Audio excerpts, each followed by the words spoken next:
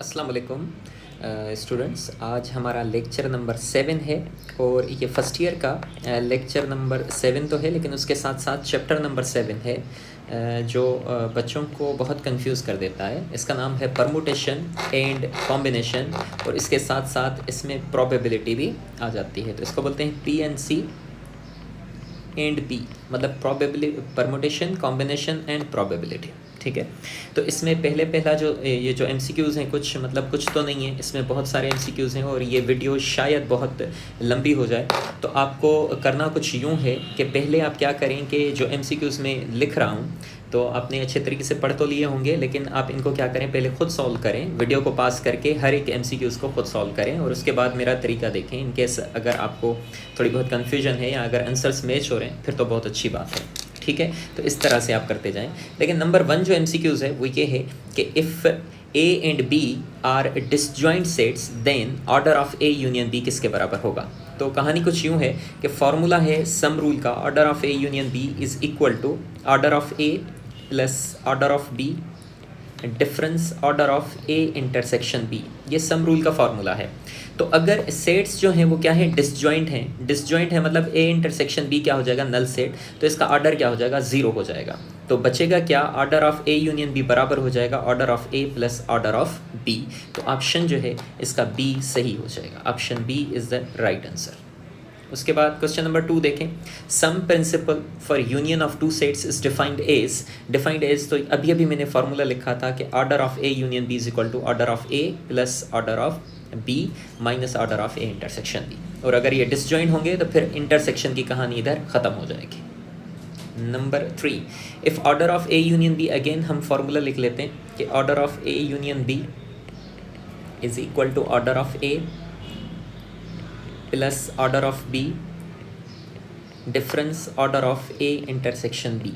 तो value substitute कर लें।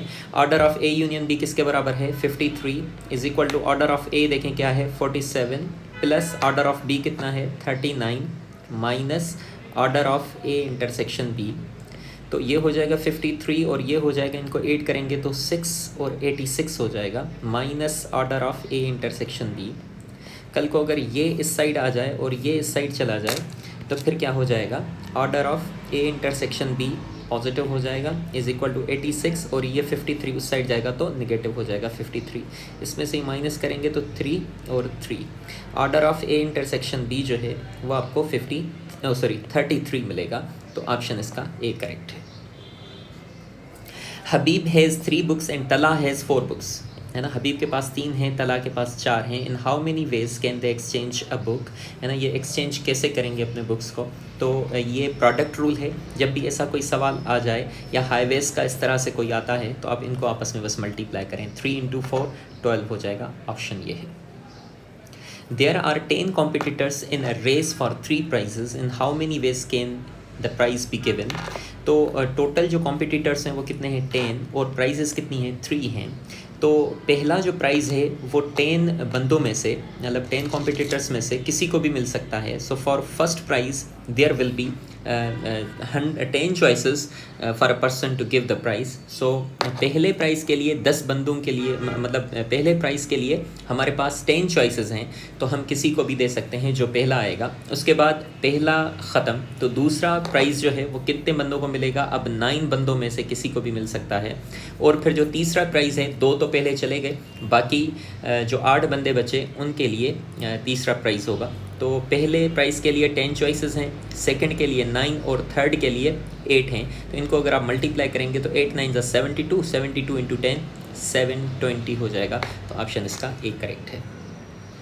A gentleman has 6 rooms for guest, कितने रूम्स हैं, 6 रूम्स हैं गेस्ट के लिए। इन how many ways can he accommodate 3 guest, 3 guest को उसे अकोमोडेट करना है। तो टोटल इसके पास कितने रूम्स हैं, 6 हैं। तो जब पहला गेस्ट आएगा तो उसके लिए कितनी चॉइसेस होंगी कि वो मतलब किस किस रूम में रह सकता है। तो जो पहला गेस्ट आएगा वो देखेगा कि 6 के 6 रूम्स खाली हैं, मतलब उसके पास कितनी चॉइसेस होंगी, 6 होंगी। जब पहला जो है अकोमोडेट हो जाएगा तो दूसरा जब गेस्ट आएगा so he will see that there are 5 empty rooms, तो उसके पास कितनी चॉइसेस हैं, 5 हैं कि वो किसी में भी जा सकता है। When the second guest has been accommodated accommodate, तो फिर थर्ड गेस्ट के लिए अब आपके पास कितने रूम्स खाली होंगे? 4 होंगे. So he has 4 choices to accommodate or to have to live in that room. तो कितना होगा? 6 5 30, 30 4 120. तो इसका ऑप्शन होगा 120. क्वेश्चन नंबर 7 देखें. In a class there are 8 boys and 5 girls. 8 boys हैं, 5 गर्ल्स हैं. 2 class representatives, 2 CRs are to be chosen. In how many ways they can be selected if one to be a boy and second one must be a girl? मतलब पहला boy होना चाहिए. जब boy होना चाहिए तो आप देखें ना, बॉयज़ कितने हैं? 8 हैं. तो 8 में से आपको एक बॉय सेलेक्ट करना है, तो आपके पास 8 चॉइसेस हैं. कितनी चॉइसेस हैं? 8 चॉइसेस हैं. और क्योंकि आप किसी भी बॉय को सिलेक्ट कर सकते हैं, पहले को, दूसरे को, तीसरे को, चौथे को, पाँचवें को, छठे को, सातवें को या आठवें को. You have 8 choices to select a boy CR. And you have how many choices? 5 choices to select a girls CR. तो आपके पास 5 choices हैं गर्ल्स के लिए और बॉयज़ के लिए 8. तो टोटल चॉइसेस कितनी हो जाएंगी? 40. तो ये भी प्रोडक्ट रूल है. ऑप्शन बी जो है वो इसका करेक्ट होगा.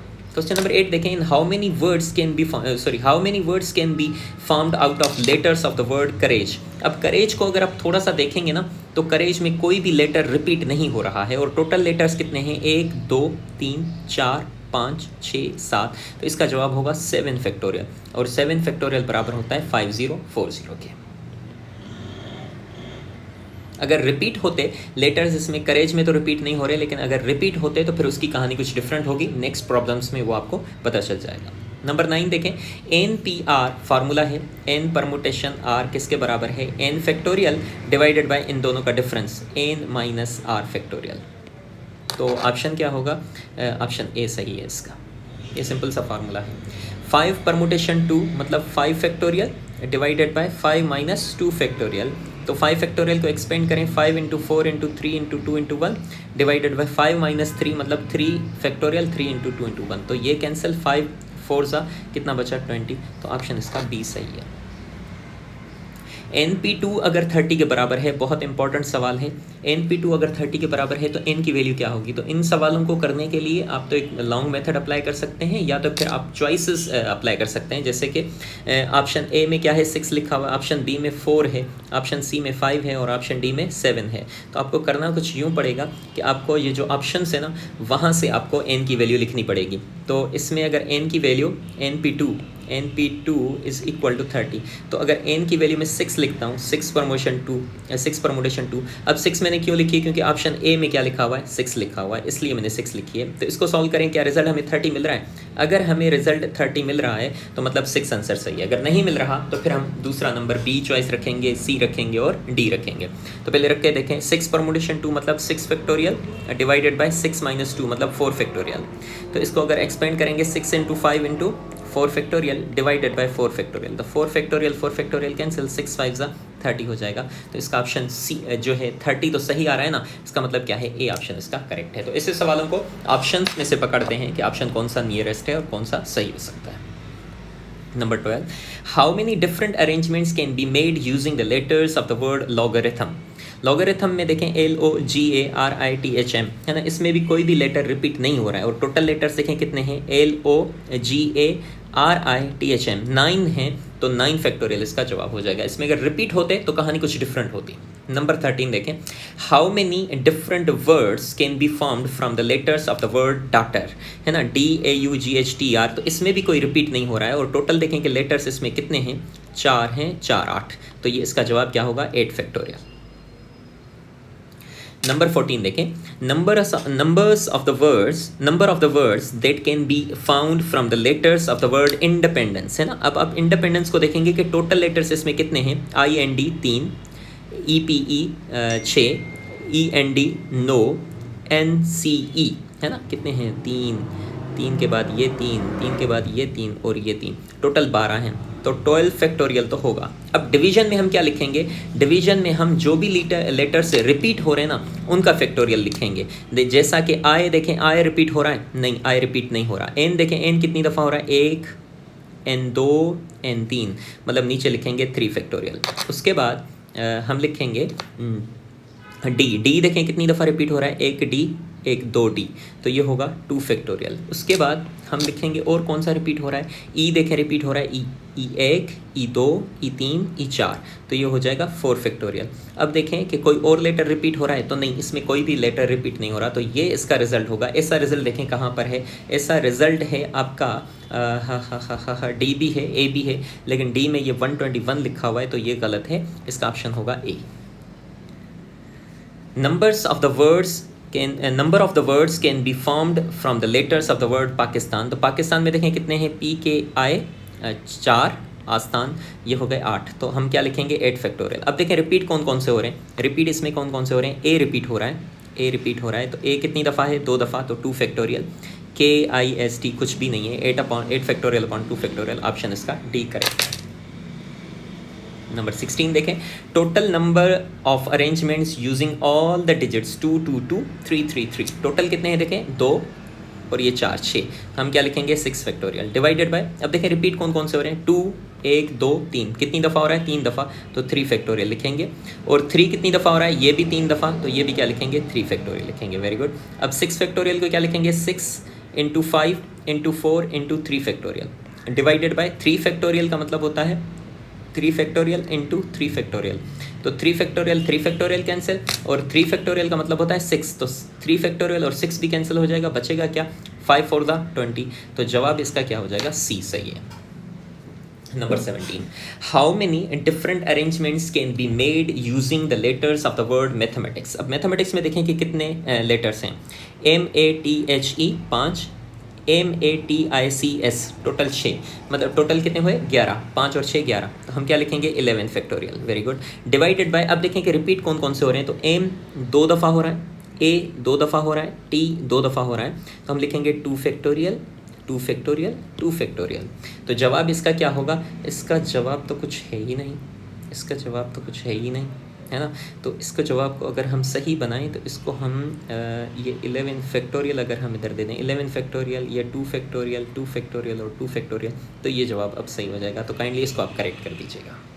Number 18, how many necklaces can be made from the 6 beads of different colours. अगर 6 बीड्स, अगर आपको अरेंजमेंट इन अ लाइन, अगर इन अ लाइन करना है, in a line 6 beads in a line, तो आप क्या लिखेंगे 6 फैक्टोरियल। अगर आपको लिखने हैं 6 बीड्स इन अ सर्किल बनाने हैं, तो आप क्या लिखेंगे 6 - 1 फैक्टोरियल। अगर आपको 6 बीड्स इन अ नेकलेस बनाने हैं, तो आपको क्या पढ़ना पड़ेगा 6 -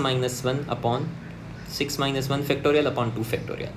तो अब देखें आपको क्या बनाना है, इधर can be made of the different colours, है ना, नेकलेस बनाना है। जब नेकलेस बनाएंगे तो आपको ये फार्मूला यूज़ करना पड़ेगा, तो 6 - 1 मतलब 5 factorial divided by 2 factorial, 5 factorial मतलब 120 डिवाइडेड बाय 2, तो ये हो जाएगा 60, ऑप्शन डी इसका करेक्ट होगा।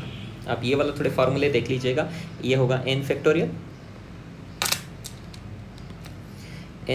इन अ लाइन, अगर सर्किल होता है तो n - 1 या राउंड टेबल तो n - 1, और अगर नेकलेस होता है तो n - 1 फैक्टोरियल अपॉन 2 फैक्टोरियल, है ना, ये या डिवाइडेड बाय 2 कर दें, बस डिवाइडेड बाय 2 कर दें, तो ये भी जवाब आपका सही हो जाता है। तो ये चीज़ें होती हैं सर्कुलर परमुटेशन में या cyclic permutation. In how many ways 7 different colored beads be arranged in a circle or a table। Round table में अगर ये beads अरेंज करने हैं 7, तो आप इसको क्या करेंगे n - 1, टोटल कितने हैं 7, तो 7 - 1 का फैक्टोरियल, 7 - 1 फैक्टोरियल, तो 6 फैक्टोरियल, और 6 फैक्टोरियल बराबर होता है 720 के। NCR मतलब कॉम्बिनेशन, n कॉम्बिनेशन r, और इसका फार्मूला क्या है, NCR बराबर होता है n factorial divided by n - r factorial into r factorial, तो इसका जवाब होगा बी इसका करेक्ट आंसर है। NCR एक और चीज़ है, NCR अगर और NPR के बीच में रिलेशन देखें तो NCR जो है वो बराबर होता है NPR के, लेकिन डिवाइडेड बाय R फैक्टोरियल के, तो इसका ऑप्शन जो है वो C सही हो जाएगा। या हम इसको ऐसा भी लिख सकते हैं, ये अगर इसके साथ मल्टीप्लाई हो जाए तो R factorial into NCR is equal to NPR। तो NPR डायरेक्टली इसके भी बराबर होता है NCR इंटू R फैक्टोरियल। और अगर NCR चाहिए तो हम क्या लिखेंगे, NPR divided by R factorial. ये भी एक फार्मूला है। तो NCR ये कंसेक्यूटिव टर्म्स का फार्मूला है बायनोमियल थ्योरम में, है ना, जो हम कॉम्बिनेशन से बनाते हैं। तो इसका फार्मूला क्या होगा, ये देखें, n है, n इंटू R माइनस 1 है, प्लस इधर भी n है और इधर क्या है, R माइनस 1 है, इधर क्या है, R है। तो इसका फार्मूला क्या हो जाएगा, इसमें n में एक ऐड हो जाएगा, n प्लस 1 हो जाएगा, n प्लस 1 कॉम्बिनेशन। इसमें जो बड़ा है कौन है, R माइनस 1 या R, तो R बड़ा है, तो ये जवाब हो जाएगा n प्लस 1 कॉम्बिनेशन R। तो ऑप्शन इसका बी करेक्ट है।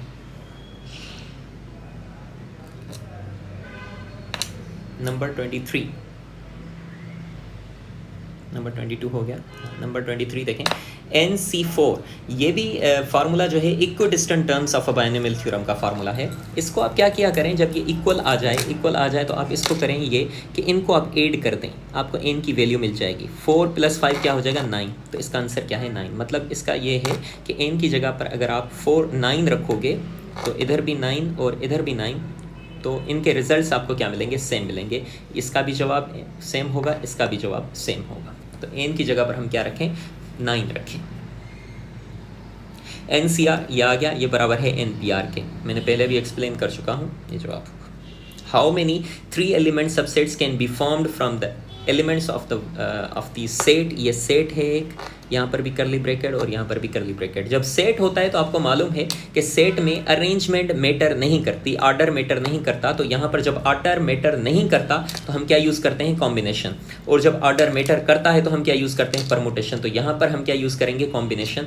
तो टोटल लेटर्स कितने हैं, 5 हैं, मतलब एलिमेंट्स कितने हैं, 5। 5 पर कॉम्बिनेशन कितने बनाने हैं, 3 एलिमेंट्स बनाने हैं। 3 एलिमेंट्स के सबसेट्स कितने बनेंगे, तो 5 कॉम्बिनेशन 3 10 के बराबर होता है। तो ऑप्शन बी इसका करेक्ट होगा। अगर आप सॉल्व करना चाहें तो 5 factorial divided by 3 factorial into इसका डिफरेंस 5 माइनस 3 2 फैक्टोरियल। अगर हम इसको एक्सपेंड करना चाहें तो 5 into 4 into 3 factorial divided by 3 factorial into 2।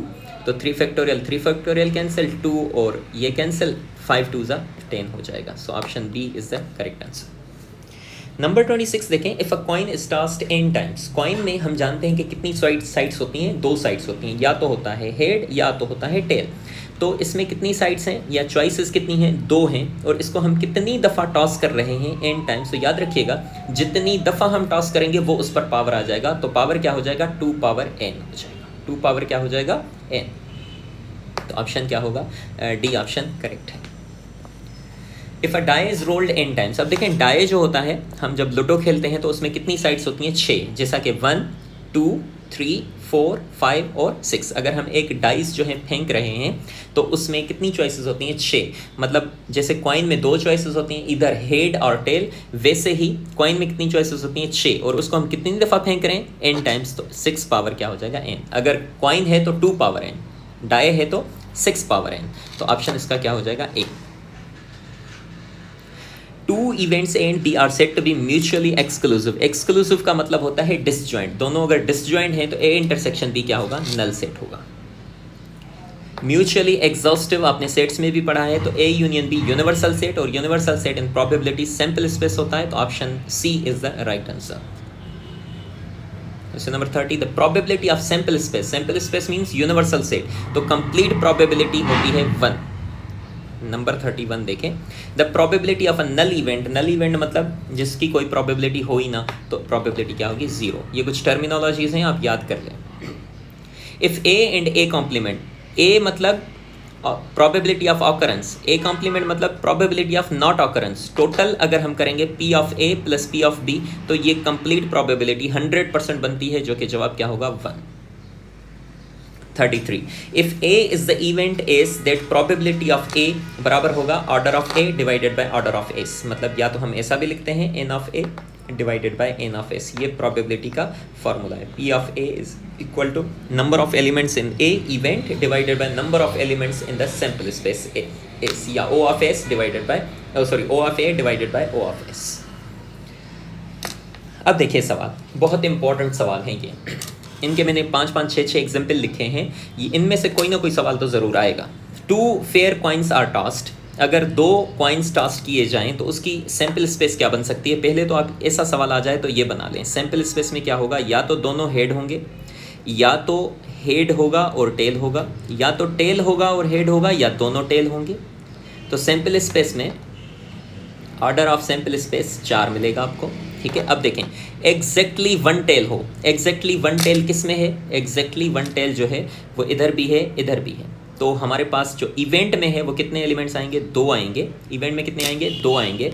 तो हम क्या लिखेंगे? Probability of A would be equal to 2 upon sample space 4। तो जवाब क्या आ जाएगा? 1/2। तो 1/2 इसका आंसर है। बात समझ में आई? उसके बाद अगर नंबर 2, एटलीस्ट 1 टेल, कम से कम एक टेल होना चाहिए। कम से कम अगर एक टेल होगा, कम से कम अगर एक टेल होगा, तो कम से कम टेल किस में है? इसमें भी एक टेल है, इसमें भी एक टेल है, और इसमें 2 टेल हैं। कम से कम एक हो, ऐसा नहीं हो कि किसी में हो ही ना। तो 3 है, तो अब हम क्या करेंगे? 3/4। प्रोबेबिलिटी अब क्या होगी? 3/4। ऑप्शन इसका बी सही है। एट मोस्ट 1 टेल, ज़्यादा से ज़्यादा एक टेल होना चाहिए, एक से ज़्यादा नहीं होना चाहिए। तो इसमें भी एक है, इसमें भी एक है, इसमें नहीं है, तो ये 3 अब पकड़ेंगे। इसकी भी प्रोबेबिलिटी क्या होगी? 3/4। नो टेल, टेल होना ही नहीं चाहिए। टेल नहीं होना चाहिए, तो टेल किस में नहीं है? सिर्फ इसमें नहीं है, बाकी सब में तो टेल है। इसमें भी है, इसमें भी है, इसमें भी है, तो इसमें सिर्फ टेल नहीं है, दोनों हेड हैं। तो इसकी प्रोबेबिलिटी होगी 1/4, और इधर कोई ऑप्शन है नहीं, तो इसका ऑप्शन जो है वो 1/4 आप लिख लीजिएगा, 1/4। Head first then next tail, पहले हेड होना चाहिए उसके बाद टेल होना चाहिए। तो ऐसी भी प्रोबेबिलिटी सिर्फ एक ही है, हेड पहले टेल बाद में। तो इसका भी जवाब क्या होगा? 1/4 होगा। तो इसका जवाब भी head first and then next tail, ऐसा तो कोई ऑप्शन है ही नहीं। हेड फर्स्ट, पहले हेड होगा और फिर टेल होगा, तो 1/4 इसकी प्रोबेबिलिटी होगी। इसकी भी प्रोबेबिलिटी क्या होगी? 1/4। The same faces on the both coins, तो सेम फेसेस एक इधर है, दोनों हेड और दोनों टेल, तो 2/4 मतलब 1/2। तो इसकी प्रोबेबिलिटी क्या होगी? 1/2। ठीक है। उसके बाद नंबर 15, 2 फेयर डाइस। पहले हमने क्या फेंके? कॉइन्स, अब डाइस की बात होगी। तो डाइस के लिए आपको पहले तो ये मालूम होना चाहिए कि इसकी सैम्पल स्पेस में कितने होंगे। Order of sample space would be equal to 36 होगा, क्योंकि 1 1 1 2 1 3 1 4 1 5 1 6 1 7 ये सारे होंगे। तो ये आपको पहले चार्ट बनाना होगा। Both dice show the same number. Same numbers तब आएंगे जब या तो दोनों में 1 1 हो, या तो दोनों में 2 2 हो, या तो दोनों में 3 3 हो, या तो दोनों में 4,4 हो, या दोनों में 5 5 हो, या दोनों में 6 6 हो। तो टोटल इवेंट में कितने हैं? 6 हैं, और टोटल कितने हैं? 36। तो 6/36 आपका जवाब हो जाएगा 1/6। तो ऑप्शन इसका ए सही है। The sum of the points is least, जो सम हो दोनों पॉइंट्स का वो कम से कम होना चाहिए। कम से कम तभी होगा जब दोनों में 1 1 आएगा, तो रिजल्ट कितना होगा? 2। तो हम क्या बोलेंगे? एक ही ऐसी चॉइस है जब लीस्ट हो, तो 1/36 इसका जवाब होगा। The sum of the points is greatest, greatest तभी होगा जब 6,6 होगा। जब क्या होगा? 6,6। तो एक ही चॉइस है, तो 1/36 इसका भी जवाब होगा। The sum of the points is at least 10, कम से कम 10 होना चाहिए, उससे ज़्यादा भले कुछ भी होना चाहिए। तो ये होंगे कौन से? 4,6 6,4। एक होगा 5,5, इसका भी देखें, ये भी 10 है, ये भी 10 है, ये भी 10 है, सम दोनों का 10 है। या फिर होगा 5,6, ये होगा 6,5, ये 5 हो गए। छठा कौन सा होगा? 6,6। तो ऐसी कितनी चॉइसेस हैं? 6 हैं। टोटल कितनी है? 6, जिसका कम से कम सम कितना होना चाहिए? 10। तो 6/36 आपके पास जवाब आएगा 1/6। तो ऑप्शन इसका सी सही है। Sum of the points is at most 4, ज़्यादा से ज़्यादा भी कितने होने चाहिए? ज़्यादा से ज़्यादा कितने होने चाहिए? 4 होने चाहिए, मतलब सम उनका 4 होना चाहिए। तो वो क्या होगा? 1,1 होगा, 1,2 होगा, 2,1 होगा, 2,2 होगा, और कौन सा हो सकता है? हाँ, 3,1 होगा, और 1,3 होगा। तो क्या ज़्यादा से ज़्यादा भी 4 होना चाहिए, 4 से सम ज़्यादा नहीं होना चाहिए। तो ये 6 चॉइसेस हैं। Again 6/36, this would be 1/6। फिर द सम इज 13, सम तो कभी 13 हो ही नहीं सकता। अगर एक भी छक्का है, दूसरा भी छक्का है, तो टोटल कितने होंगे? 12 होंगे। तो ये हो ही नहीं सकता, तो प्रोबेबिलिटी नल इवेंट होगा, प्रोबेबिलिटी 0 होगी। The some is less than और इक्वल टू 12, हाँ, हमेशा या तो 12 से कम होगा या 12 होगा। तो इसकी प्रोबेबिलिटी 100% है। सर्टेन इवेंट इसको कहते हैं, that is 1। The some is 12, 12 तो एक ही दफ़ा आ सकता है जब 6 और 6 हो, तो ये ऑप्शन इसका डी होगा। 36, ये कार्ड्स की प्रोबेबिलिटी है, probability of cards. A card is drawn at random from a well shuffled deck of 52 cards. अब आपको ये मालूम होना चाहिए कि जब हम ताश खेलते हैं, जुआरी जो खेलते हैं, तो उसमें कितने कार्ड्स होते हैं? टोटल 52 कार्ड्स होते हैं। What is the probability that the card is red card? अब आपको ये भी मालूम होना चाहिए कि 26 रेड कार्ड्स होते हैं, या आप नेट से एक पिक्चर देख लीजिएगा। 26 रेड कार्ड होते हैं, 26 रेड कार्ड होते हैं, और 26 क्या होते हैं? ब्लैक कार्ड्स होते हैं। तो व्हाट टोटल कितने होंगे? 52। What is the probability that the card is red card? तो 26 अपॉन 52, प्रोबेबिलिटी क्या होगी? 1/2। ऑप्शन इसका ए है। What is the probability that the card is king? King है, तो किंग कितने होते हैं? टोटल 4 किंग होते हैं, है ना। तो 4/52, 4/52 मतलब 1/13, तो इसकी प्रोबेबिलिटी बी होगी। अ रेड क्वीन, क्वीन कितनी होती है? 4, लेकिन रेड कितनी होती हैं? 2, तो 2/52 ये हो जाएगा 1/26, तो ऑप्शन क्या होगा? सी होगा। अ जेक ऑफ डायमंड, वैसे जेक कितने होते हैं? 4, 4 किस किस में होते हैं? एक होता है डायमंड में, एक होता है स्पेड में, एक होता है क्लब में, एक होता है हार्ट में। हम किसकी बात कर रहे हैं? डायमंड की, तो डायमंड में सिर्फ एक ही होता है, तो 1/52, ऑप्शन इसका डी करेक्ट होगा। इन एस ऑफ हार्ट, एस के कार्ड कितने होते हैं? ये भी कितने होते हैं? एस के कार्ड कितने होते हैं? एस कार्ड्स कौन से होते हैं? एस मतलब यक्का, 4 होते हैं। कितने होते हैं? 4 होते हैं। 4 किस किस में होते हैं? एक होता है डायमंड में, एक होता है स्पेड में, एक होता है क्लब में, एक होता है हार्ट में। हम किसकी बात कर रहे हैं? हार्ट की, तो ये भी कितने होंगे? एक होगा, हार्ट में सिर्फ एक होगा, तो 1/52, ऑप्शन ए इसका सही है। 4 ऑफ डायमंड, 4 कितने होंगे? नंबर 4 के जो कार्ड्स होते हैं 52 में अगर आप 4 नंबर वाले कार्ड देखेंगे तो वो भी कितने होंगे? 4 होंगे। 4 तो होंगे, लेकिन 4 किस में होंगे? एक होगा डायमंड में, एक होगा स्पेड में, एक होगा क्लब में, एक होगा हार्ट में। हमें किस में चाहिए? डायमंड में चाहिए, तो वो भी कितना होगा? एक होगा। तो प्रोबेबिलिटी इसकी भी क्या होगी? 1/52। A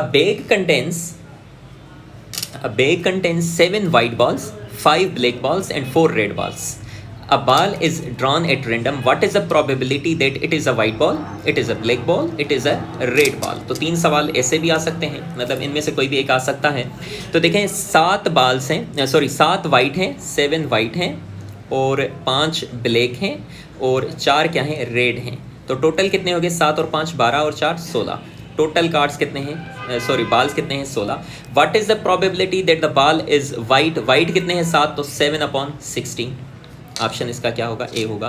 what is the probability that the ball is black? Black कितने हैं? 5, तो 5 divided by total 5/16, option C होगा। What is the probability that the ball is red? Red कितने हैं? 4 हैं, तो 4/16, और इसको कैंसिल करके 1/4 कर देंगे, तो ऑप्शन क्या हो जाएगा? डी हो जाएगा। नंबर 38 देखिए, नंबर 38 ये आखिरी सवाल है। प्रोबेबिलिटी ऑफ ए कितना है? 0.6। प्रोबेबिलिटी ऑफ बी कितना है? 0.5। तो probability of A intersection B कितना है? 0.4। तो probability of A union B find करें। तो ये सम रूल की ही तरह है, लेकिन ये प्रोबेबिलिटी का फार्मूला है, तो same. Probability of A union B is equal to probability of A plus probability of B difference probability of A intersection B. अब आप वैल्यूज रखें। प्रोबेबिलिटी ऑफ ए कितना है? 0.6। प्रोबेबिलिटी ऑफ बी कितना है? 0.5 minus probability of A intersection B कितना है? 0.4। अब इनको पे ऐड कर दें तो 1.1 होगा, माइनस 0.4, तो माइनस करेंगे तो 0.7 आंसर आ जाएगा। तो इसका ऑप्शन है ए। बस यही सवाल है प्रोबेबिलिटी के, परमुटेशन, कॉम्बिनेशन एंड प्रोबेबिलिटी के। काइंडली आप इनको बहुत अच्छे से पढ़ लीजिएगा। इनसे रिलेटेड मुझे नहीं लगता कि इनसे कोई बाहर सवाल अब आएगा, इसमें से कोई भी एक बाहर सवाल नहीं आएगा, इंशाल्लाह इसमें सही सवाल आएगा आपका। ठीक है, तो पढ़ते रहिए। आज हम एक और भी लेक्चर अपलोड करेंगे बाइनोमियल थ्योरम का, तो वो भी बहुत इंपॉर्टेंट चैप्टर है। उसके बाद हम कल ट्रिग्नोमेट्री के 3 या 4 लेक्चर्स रखेंगे, ताकि आपकी फर्स्ट ईयर हो जाएगी कंप्लीट, और फर्स्ट ईयर में से आपके इंशाल्लाह 12 या 13 सवाल इंशाल्लाह आएंगे, और आप आसानी से जो है कि अच्छी मार्क्स ले सकते हैं। आप इस चैनल प्रोफेसर इख्तियार महर को आप काइंडली सब्सक्राइब कीजिएगा और अपने दोस्तों के साथ शेयर करें, ताकि वो भी इससे फ़ायदा ले सकें, और 15, 16 और 17 तारीख जो भी आपकी टेस्ट की आ रही है, और 18, तो उसमें आप अच्छा स्कोर कर पाएँ। Thank you very much. अल्लाह हाफिज़।